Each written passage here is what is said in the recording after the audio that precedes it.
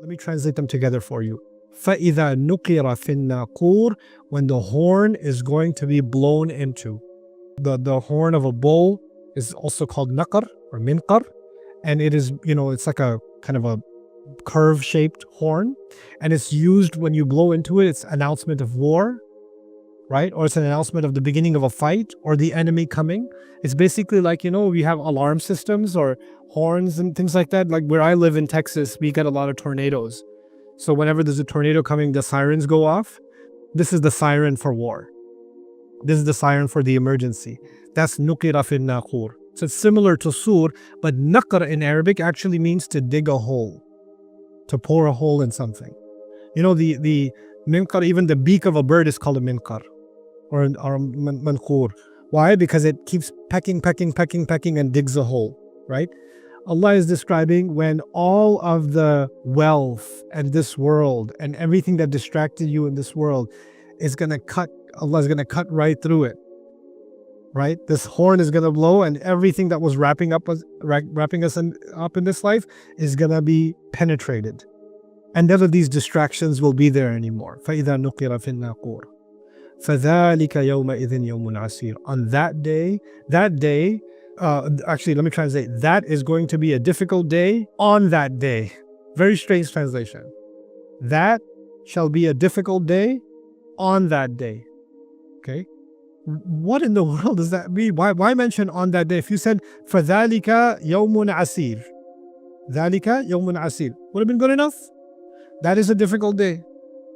But Allah says, ذَلِكَ يَوْمَئِذٍ يَوْمٌ عَسِيرٌ. Right? ذَلِكَ يَوْمَئِذٍ يَوْمٌ عَسِيرٌ. What is the yawma-idhin doing there? It's as if Allah is saying, you don't realize how difficult that day is with these words. You will only realize how truly difficult it is on that day. You're not able to fathom right now, you're not able to internalize in your mind right now how heavy that day is going to be. ذَلِكَ يَوْمَئِذٍ يَوْمٌ عَسِيرٌ. Notice also in this ayah, Allah did not mention anybody yet. It's difficult. It's just difficult. Difficult for who? Difficult for who? Allah didn't mention yet. And there is another reading of this ayah. ذَلِكَ يَوْمَئِذٍ يَوْمٌ عَسِيرٌ عَلَى الْكَافِرِينَ. So you can read it together. So it's going to be a difficult day for disbelievers. But actually, even though that's a reading, it's an acceptable reading, I'm more convinced of the other reading, where you stop here. Why? Because there are other places in the Quran where this is also a difficult day for believers. It's a difficult day. They're scared. They're walking. They're begging Allah, رَبَّنَا أَتْمِمْ لَنَا نُورَنَا. It's a difficult day for Isa alayhi salam. أَأَنْتَ قُلْتَ لِلنَّاسِ. Did you say to people, اتَّخِذُونِي وَأُمِّي إِلَهَيْنِ مِن دُونِ اللَّهِ. Take me and my mother as gods besides Allah. Did you say that to people? Allah is questioning Isa alayhi salam. Is that an easy day for Isa alayhi salam? No. فَكَيْفَ إِذَا جِئْنَا مِنْ كُلِّ أُمَّةٍ بِشَهِيدٍ وَجِئْنَا بِكَ عَلَى هَؤُلَاءِ شَهِيدًا. Rasulullah sallallahu alayhi wasallam was told, how will that day be when every nation we will bring a witness against them and we will bring you as a witness against the Muslims. Rasul sallallahu alayhi wasallam being brought as a witness against the Muslims. When Rasul sallallahu alayhi wasallam heard, I believe it was Hassan ibn Thabit, recite this surah, and Surah An-Nisa, and he got to that ayah, he said, hasbuk, enough, and he started crying. In other words, that day is, a part of that day is even difficult for who? Rasulullah sallallahu alaihi wasallam. Now we come to a very important concept in our religion, folks. Judgment Day is difficult for, fill in the blank, everyone. In the Jewish tradition, Judgment Day is going to be very easy for the Israelites because they are the chosen people of God. Because of their special status, they're going to be okay on Judgment Day. For the Christians, Judgment Day is going to be fine because Jesus already paid for our sins with his blood. It's going to be easy.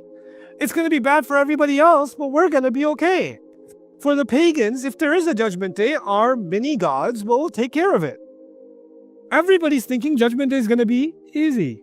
Quran comes along and says there is no human being for which Judgment Day is easy. Every human being is being warned.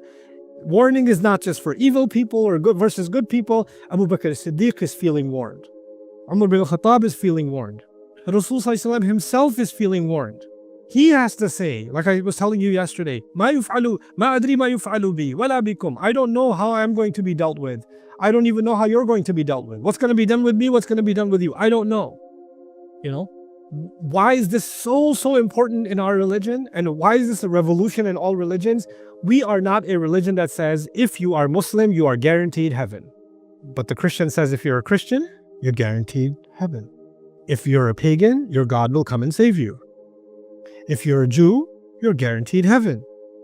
But the Muslim says, if you're a Muslim, you're not guaranteed heaven. And I know some pastors, Christian preachers will say, you know, we've got a guarantee and y'all don't even have a guarantee. I mean, isn't it better to have a guarantee? I was like, no, it's not better to have a false guarantee. I'd rather have reality than a false guarantee, right? Allah has given, none of us are safe. By the way, if you thought believers are safe, Muslims are safe, look at Surah Al-Tahrim. Ya ayyuhalladhina amanu qu anfusakum wa ahlikum nara. Those of you who believe, save yourselves and your families from hell, from the fire. Wait, no. Isn't it supposed to be those of you who disbelieve, save yourselves? Because the believers should be already saved. No. Believers, you better save yourselves from the fire. Allah did not give immunity to anybody. Nobody. Everybody stands in front of Allah. And you don't get to hide behind being Muslim. Just like you don't get to hide behind being a Jew or being a Christian. Nobody gets to hide. Everybody's deeds come out. Everybody's being judged. This is another meaning of فَإِذَا نُقِرَ فِي النَّاقُورِ. You don't get to have any barriers. All the barriers are cut through. You know, فَذَلِكَ يَوْمَئِذٍ يَوْمٌ عَسِيرٌ. That's going to be a tough day. That's going to be a tough day. Now, the elites, let's go back to the elites, the 1%. You know, if the economy is going to go bad, yeah, it'll go bad, but I'm going to be okay. If there's going to be a war, yeah, a war will be bad, but I'll fly out of here. The rest of the people have to deal with it. They always have an exit plan. They always have some kind of immunity. They always have a deal they can make and survive, right?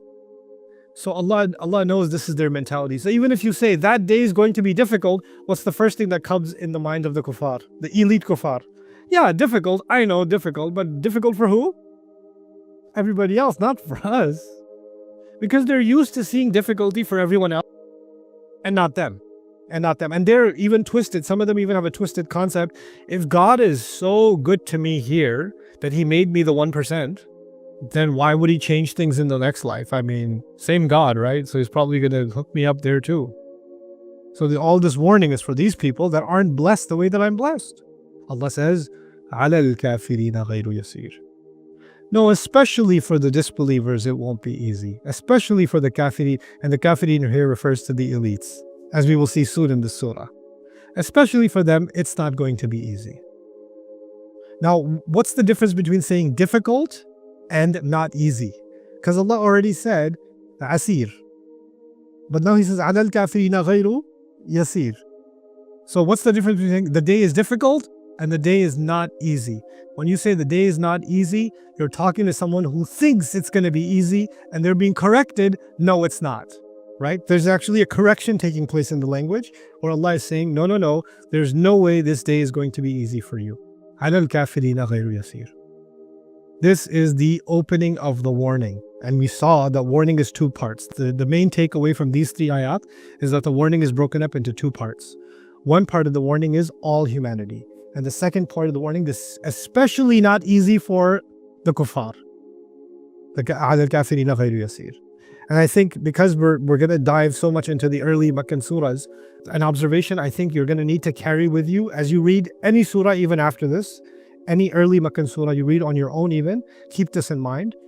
When Allah is talking about the kafirin, He's not talking about the entire population of Makkah. I'll repeat that. When Allah is talking about the kafir, He is not talking about the entire population of Makkah. He's talking about those that have become enemies of this message. That's who He calls al-kafirin. And those, by and large, are the wealthiest people in that society. That's the Abu Jahl types, the Abu Lahab types, and the Walid ibn Mughira types. Those people, that's who Allah is talking about when Allah talks about al-kafirin. The rest of the people are mushrikun, ghafilun, qawmun la ya'lamun. That's them. But the kafirun, special group. There's a bunch of them. They're the ones that are being critiqued. They're the ones the Quran is going after. And we'll see there's a transition I'll prepare you for tomorrow. And that is that in Surah Al-Muzzammil, Allah said, وَذَرْنِي وَالْمُكَذِّبِينَ أُولِي النَّعْمَةِ وَمَهِّلْهُمْ قَلِيلًا. Let me deal with the people that have a lot of wealth, that call you a liar. Let me deal with the 1%. I'll deal with them directly. And who is the smartest one among them? Abu Lahab, Abu Jahl, or Walid? Which one was the smartest one? Walid. And so what this surah does is it takes the smartest one and it makes a whole thesis out of him.